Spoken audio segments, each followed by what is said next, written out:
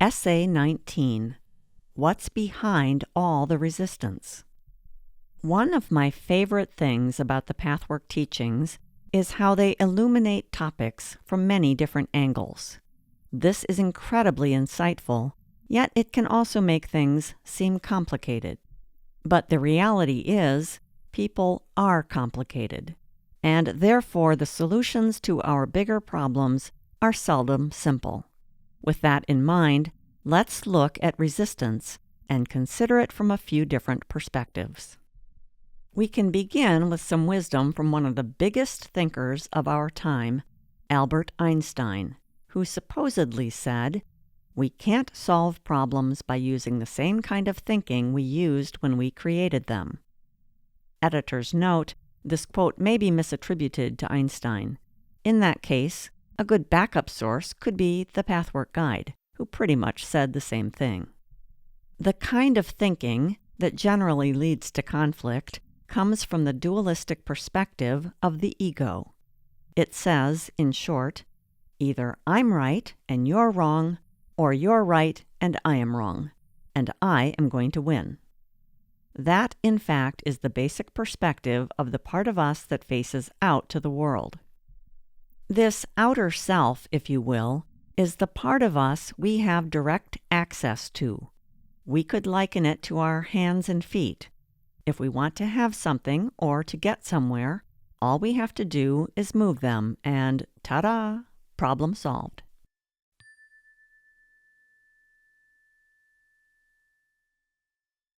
How half-truths trip up the ego.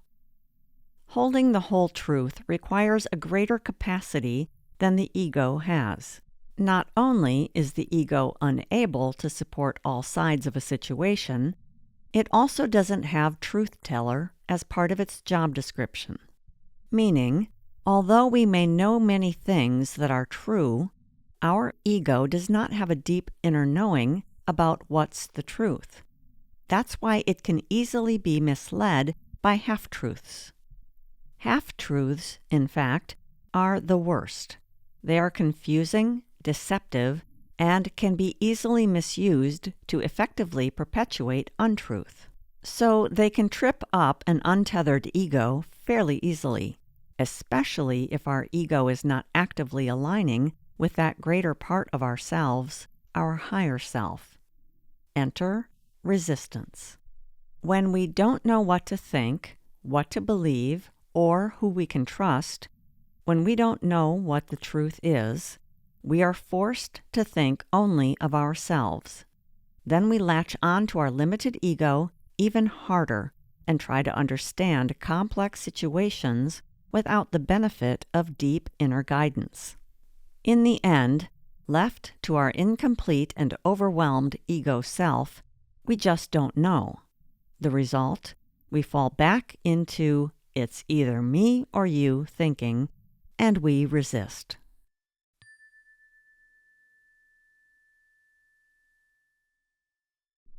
Our lopsided relationship with opposites. One of the Pathwork Guide's most powerful teachings is that everything, no matter how negative, has an original essence that is good. Going along with this is the matching reality that everything good, including every truth, can be twisted and distorted. And because this is what we humans do, it usually is. For example, what might be the positive essence of resistance or rebellion? How about standing up for ourselves and being willing to fight to right a wrong? We must find the deep place in ourselves where we choose the light, where we are willing to fight for ourselves. Some might call this claiming our inner sovereignty, and at some point, this is what we all must do, for life is all about discovering and asserting the truth of who we are. It's about shining from our core where we're longing for freedom and wholeness. But hold on, because sovereignty is only half the story. If we want to align with the truth at the center of our being, we must allow our sovereignty to coexist with its opposite. For at this level of our being, we can't experience anything without also making peace with its opposite. Quote, "The opposite of a fact is a falsehood, but the opposite of one profound truth may very well be another profound truth." End quote. From Niels Bohr.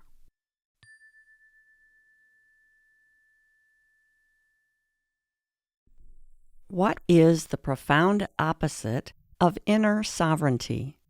That would be things like sacrifice, surrender, compliance, obedience. It's the ability to give of ourselves so completely that we align with something greater than ourselves. We align with all that is. Because at this deeper level, we understand we are not alone. In fact, at this level, we are all already in connection. Whereas in our limited outer self, it's either me or you. In our deeper being or higher self, it's I'll fight for myself and I'll fight just as hard for you. And it's also, if I hurt you, I hurt myself. So we must start to behave in ways that care for all concerned. For when we are living more and more from our higher self, when we are becoming spiritually awake, we must act like it. Any conflict, then, that we are experiencing on the outer level of our being can only be resolved when we drop into the deeper level of ourselves. That's the brilliance we're all looking for. And we won't ever find it if we keep searching only on the surface, working with the same limited part of ourselves that created the conflict.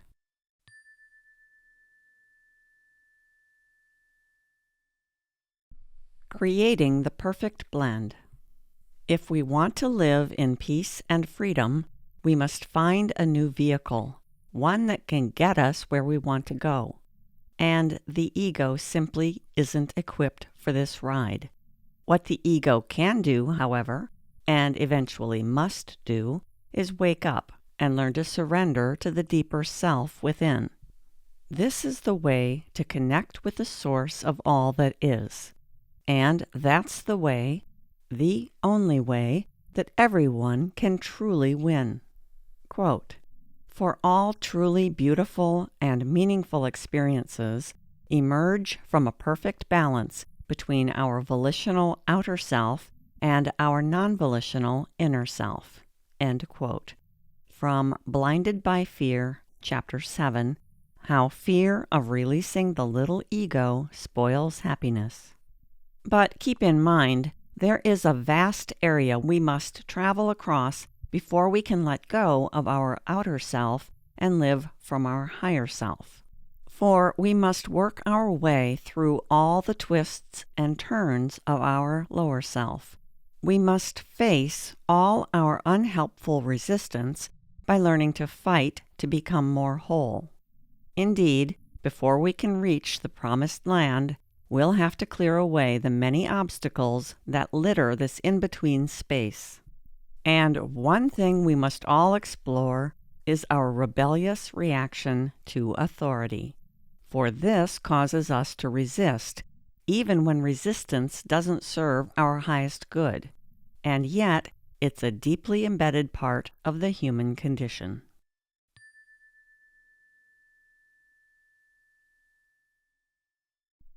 Our rebellious reaction with authority. This spiritual path, as outlined by the Pathwork Guide, shows us how all our outer problems are connected with our inner conflicts. Sure as a magnet attracts a nail to itself, our tangled emotional landscape will have us tripping over outer events that have been drawn to us by our hidden inner untruth. And one place where many stumble relates to resistance to authority. Our problems trace back to childhood, where our very first conflict in life was dealing with someone, likely a parent or guardian and later a teacher, who said no to us.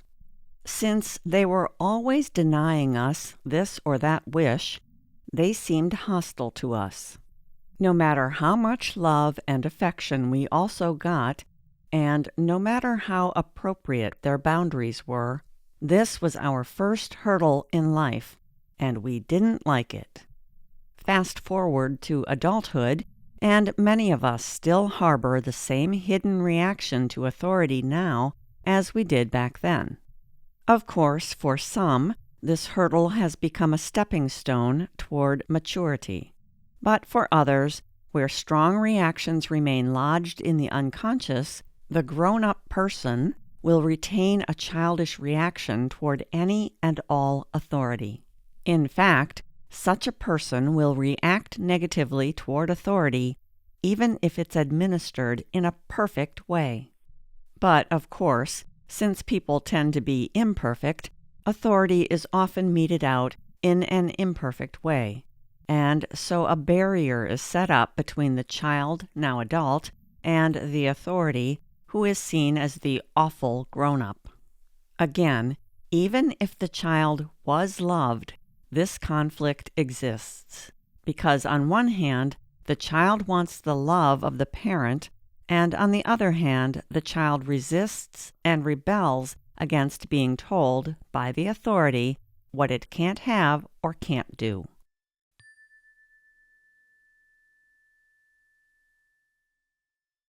Two unhealthy reactions to authority. No doubt about it, a child feels authority is bad. It's a hostile force, an enemy, that locks us behind bars and makes us feel frustrated. The child then has but one desire, to grow up and be free. But then the child does grow up, and the face of authority merely changes. Now, instead of a parent or a teacher, it's an employer, a police officer, the government, or society. Whoever a person feels dependent upon, that's now the jailer. So now the conflicts still show up, but they're just in a different form. And our options are openly rebel against any restrictions, or face the fear of not belonging, not being accepted, not being loved.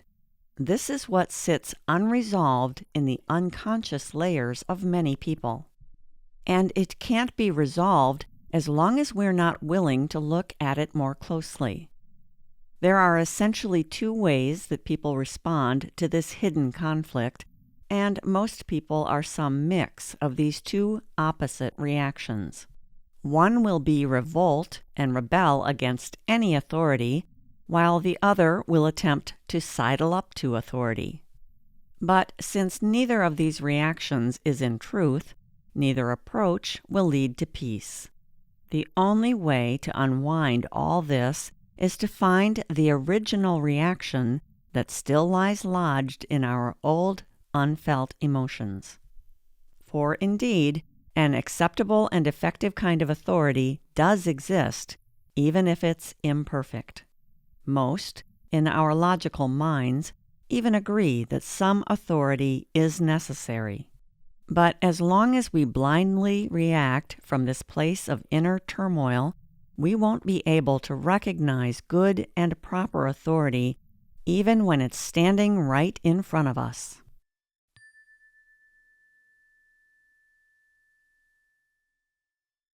Which authority can we trust?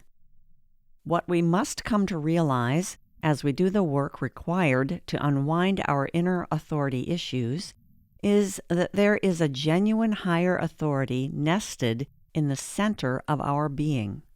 And if we are able to contact our core by clearing away our inner lower self obstacles and by using our healthy reasoning abilities, then we can develop the ability to discern what's in everyone's best interest. And we will be able to know this intuitively, not intellectually. Why do you think Jesus had so many people in authority coming after him? Because Jesus often associated himself with people who were considered lowly, such as common criminals and prostitutes. What those people felt was that Jesus understood them, so they didn't rebel against him. They felt not only his genuine goodness, but also that Jesus understood the reasons why they were the way they were. He wasn't standing there judging them, but rather he was there with them, regardless of the fact that he didn't agree with their wrong attitudes or actions. He could actually laugh with them, and at the same time, he could laugh at the pompous kind of authority that was so proud of itself and its laws. The kind of authority we want to be striving for is the kind Jesus showed us. We can be with a person who is revolting, resisting, or rebelling, and at the same time, we can also realize that somewhere, somehow, this same struggle is going on inside of us. How are we also reacting in some way against authority? For we can better understand another person's attitude if we also better understand our own. Then we can build common ground.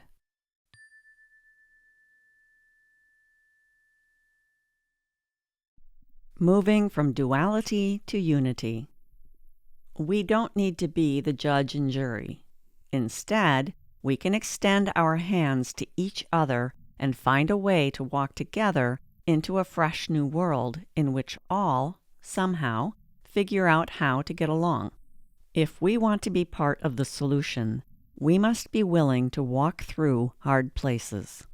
The first part of our healing work involves dissolving our hidden childhood conflicts. But the main point, which is the second part of our self-discovery process, is to move from a state of disconnection and isolation from the ego-centered world of duality into union with all that is. If we're willing to go deeper into ourselves, this is what we must eventually discover, that all wounds can be healed and all conflict can be resolved if we are willing to look and work more deeply. This is the way for all of us to work together and learn to live in peace.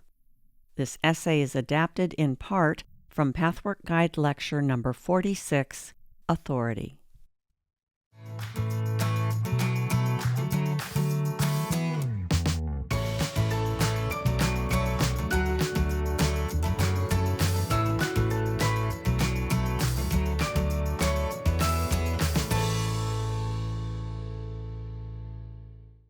This work is copyrighted by Jill Rhee, founder and manager of Finesse LLC, all rights reserved.